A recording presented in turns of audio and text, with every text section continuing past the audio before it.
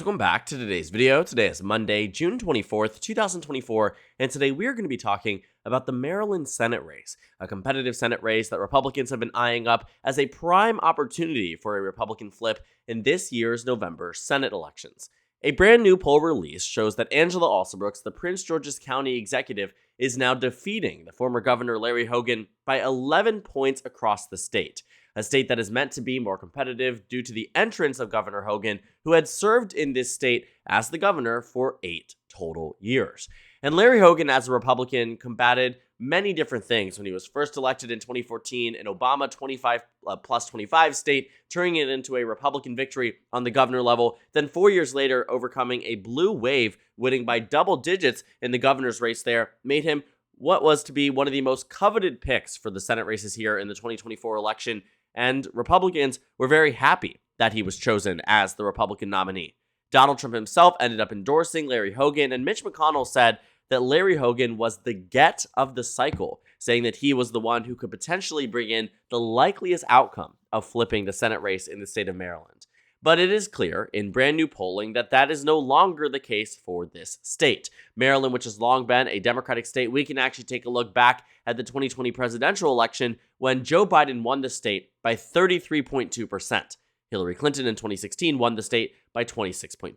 Barack Obama won the state by 26.1%. And in 2008, Obama won the state by 25.4%. Point being, over the past 4 election cycles, Maryland has consistently become more and more Democratic.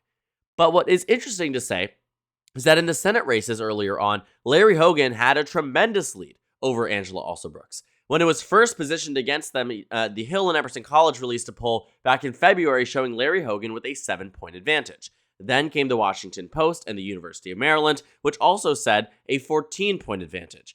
Goucher College said 4, Baltimore Sun said 18, and from that point it seemed, for the entire months of February through April, that it was going to be a very strong victory for the Republican Party and that Larry Hogan was on track for victory. But then things started to change. The Democratic coalition coalesced around Angela Alsobrooks. She defeated David Trone, who was a sitting U.S. representative who poured over $60 million of his personal cash on the Senate race here. She defied all expectations and won. And with that came unity in the Democratic Party, a lot of focus on the Democratic primary, and voters who started to look into the candidates more for the sake of voting in a primary and then, of course, eventually in a general election. And that helped Angela Alsobrooks as she defeated David Trone in this Maryland Democratic primary here, and now, since winning the nomination, she ultimately ended up in a position where in the first poll around the time she was gaining significant traction was defeating Larry Hogan by 10, and in the most recent poll, now by 8 points across the state, and overall, some major headlines here, also too, that some of the numbers show an 11-point advantage over Larry Hogan. And so in a complete and total reversal of some of the numbers that we saw earlier on in the year, really goes to show that there has been a substantive change in the minds of voters in the state of Maryland, and it is all moving in a leftward direction. Now, I will caution this by saying that in the same poll here, Joe Biden defeats Donald Trump by 26 points across the state, largely in line with Hillary Clinton's margin of victory, with room to improve. 4% dictates themselves to be undecided at this point. And so the fact of the matter is, Angela Alsobrooks is underperforming President Biden by a significant amount statewide. He's up by 26, she's up by 8. You are talking roughly, what is that, an 18-point over advantage or, over performance for Larry Hogan in terms of margin compared to Donald Trump. That's substantial, but not substantial enough. Had Maryland been less Democratic, less pro-Biden, less pro anything that has the color blue on it, you would find that Donald Trump might be losing, but Larry Hogan would not be. This state being so lopsided in favor of the Democratic Party has led to it being one of the easiest states for Democrats to hold on to in this election. When I look at the 2020 election results in the state of Maryland, I can't help but thinking, what does this mean for the Senate race? And honestly, it means that Joe Biden is going to carry Angela Alsobrooks across the finish line. When you take a look at the shift from 2016, it also reveals that a large part of Maryland, too, shifted towards the left. That contributed to this statewide overall shift in favor of Joe Biden. You can see here that only one county in the entire state became less Democratic than it was in 2016. And that was Somerset County, a county with just 10,000 voters, a very narrow one, and regardless, everywhere else shifted towards the left. And so now Republicans are starting to realize that no matter who they ran in the Senate race here in Maryland, Angela Alsobrooks, or whichever Democratic nominee they were thinking about at the time, was always going to win. And that's the problem here for the mainstream GOP, because they're hyper-fixated on this Maryland Senate race. You're finding that Donald Trump is now weighing in on the Senate race here and endorsing Larry Hogan and going out of his way to endorse someone who inevitably, I believe, is going to lose this election. Now, I will say this. When Larry Hogan first announced, I genuinely had no expectation that he would win this Senate race. Even when the polls were saying that he was up by 14, I knew in my heart that Maryland would vote blue and that Maryland would vote for Angela Alsobrooks in the primary. I predicted she would win the primary, and she did. Predicted that months out when she was down 30, 40 points in the polls. Predicted that she would win the general election when I said that she would win the primary, and she will. Angela Alsobrooks is in a very good position when it comes down to the Senate race here, as much as Republicans might believe that somehow, somewhere, there's enough voters out there that would cross party lines in a nationalized race here. Kamala Harris out there endorsing Angela Alsobrooks today at a reproductive rights rally in College Park, Maryland. You have seen that before. 2 weeks ago, they were at a rally together with Governor Wes Moore. Angela Alsobrooks has gotten the entire Democratic Party in line in the state of Maryland, and all to a positive for her campaign, because it makes her the more palatable candidate for voters across the state that lean towards the left very heavily, that lean towards Biden very heavily, that are now inclined to choose her. Larry Hogan did have one thing going for him. When you take a look back at the 2018 governor elections, though, it does show just exactly how strong of a candidate he was. Keeping in mind, this was a year where Democrats won the national popular vote by roughly 8 points, where Democrats were able to flip over 40 seats, or exactly 40 seats, in the House of Representatives, and held their own in key Trump states like West Virginia, Ohio, and Montana. But in the governor's races, that's where Republicans actually did quite well, with Maryland being one of them. Larry Hogan defeated Ben Jealous by 11.8% in this state. Maryland is a Democratic state. Remember that number from 2016? Hillary Clinton won here by 26 percentage points. Larry Hogan won by 12. That is a 38-point shift from the 2016 presidential election. That's impressive. It shows that Larry Hogan has what it takes to win in a state like Maryland. But remember, a governor's race is far, far, far different from a nationalized Senate race. Walk with me. In 2016, the Democratic Party won Montana's governor election after Steve Bullock, who had been first elected back in 2012 by a 1.6% margin, ran alongside the same ballot as Donald Trump, who won Montana by 20.5%. 21% on the presidential translated to a 4-point Democratic victory on the governorship level. That was largely in line with what we saw in terms of overall net difference in Maryland as Montana. Slightly worse for Democrats, but regardless, they won here. And so Democrats looked at Steve Bullock, who ended up being very popular going into the next cycle, and he couldn't run for re-election as a governor, and neither could Larry Hogan. And so the question came into play. What does he do next?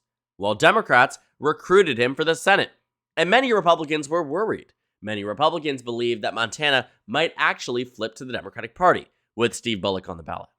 Well, let's take a look at what happened. This red here doesn't tell you it's a good sign. He ended up losing by 10 points across the state. Why? Not because he was a bad governor, not because he was unpopular. None of these things really were facts amongst the average Montanan voter. Arguably, the average voter in Montana approved of Steve Bullock, knew who he was, and, believed that he could serve out as governor 2 times. The Senate is different. When you represent a state on the national level, you are representing the interests not only of your voters, but also of a national party. Any Republican or any Democrat in Congress is ultimately going to have to becoming, very loyal members of a party if they want to move up in committee assignments. If they want to climb the Capitol Hill ladder, these are the things you have to do as members of a political party. And voters know that. They recognize that. And in a year like this one, where there is so much on the line, Project 2025, Dobbs, whatever it might be, Agenda 47, whatever it might be, there is genuine concern from Maryland voters here that Larry Hogan would just be another yes man for Mitch McConnell and Republicans at large. And that's also why, for years now, decades, nearly half a century, the last time Maryland voters elected a Republican to the U.S. Senate was, I believe, in 1980, an election year where there was the winning of Ronald Reagan, where there was significant support for the Republican Party nationwide. Republicans were able to win in Maryland by 32.3%. But ever since then, including the next cycle, John Sabarnes ended up winning by 27. 4 years later, the Maryland Senate race flipped. And since then, has been solid Democratic support. And it will be again in 2024. States like this don't shift easily. And Maryland arguably is more blue than Montana is red. And if that election is a sign for anything, you may run a popular governor who everybody knows. But with that party affiliation next to their title, it really damages them. I think we would be in a very different circumstance had Larry Hogan decided to run as an independent. And of course, given that Republicans would decide to respectfully bow out of the race. That would give Larry Hogan a striking shot at victory. A very, very good shot at affiliating, maybe with the Republican Party in the U.S. Senate, but enough cover to say that he's not under the party of Trump, he's not under the party of extremism, he's not under the party of Dan Cox, who ran for governor in Maryland back in 2022 and lost horribly compared to the previous governor margins for Larry Hogan, and arguably even for people like Martin O'Malley, who had served in the governor election before. This Senate race is going to be a referendum on President Trump. And Larry Hogan now being endorsed by the former president, this shows that this is going to be real damage to his political career, to his political ambitions, and obviously lose him the Senate election. Maryland is competitive for the first time in forever, and Democrats are not taking it for advantage. This is my home state. The presence here of this Senate election, you can feel the energy is palpable when it comes down to what both campaigns are trying to put into this race. But Maryland, at its default and at its core, is a Democratic state and will vote that way time and time again. Angela Alsobrooks will be the next U.S. Senator from the state of Maryland. This is something that I genuinely felt was clear from the very beginning, but obviously there are a whole bunch of hurdles that needed to be tackled in order for that to happen. Larry Hogan being the next one. If the polls are an indicator of anything, because I don't know if these margins make absolute sense, I do actually think Angela Alsobrooks will win by a larger margin than being up by 9 points. It is the shift here that should be, quite frankly, the most alarming to the Republicans nationwide. That the Hill and Emerson College can release a poll in May that shows Alsobrooks up by 10, that is in direct contrast with a poll from 3 months prior that showed Hogan up by 7. The polls of the past may have been reflective of high name ID and high popularity, and this idea that bipartisan senators should exist and should hail from states like Maryland. It is clear that voters have since changed their minds on issues like this one. It is clear that voters have now looked at this as an opportunity to maintain Democratic control in the Senate rather than shake things up and have increased political relevance from the state of Maryland.